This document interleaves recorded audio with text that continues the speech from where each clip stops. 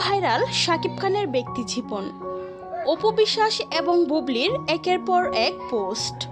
সম্প্রতি গতকাল রাতে একটি ভিডিও ভাইরাল হয় সামাজিক যোগাযোগ মাধ্যমে, যেখানে দেখা যায় শাকিব খান, অপু বিশ্বাস এবং আব্রাহাম তিনজনই একসাথে মাস্ক পরে গাড়িতে উঠছেন। শাকিব এবং আব্রাহাম গাড়ির সামনের সিটে বসে আছেন আর অপু বিশ্বাস বসেছেন পিছনের সিটে। আর আব্রাহামের হাতে ছিল ছোট্ট একটি ব্যাগ।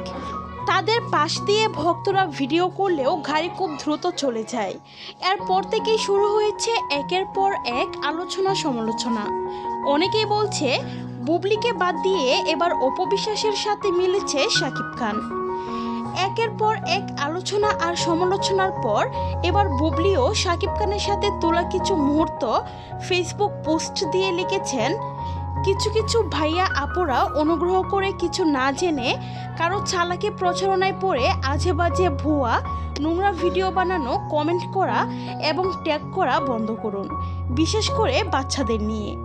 বাবা শাকিব খান তার সন্তানদের ভীষণ ভালোবাসেন, সময় দেন।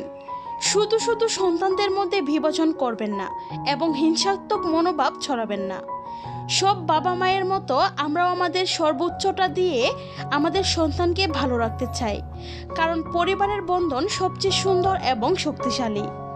বাচ্চারা বড় হচ্ছে, তাদেরকে নেগেটিভিটি থেকে দূরে রাখুন প্লিজ।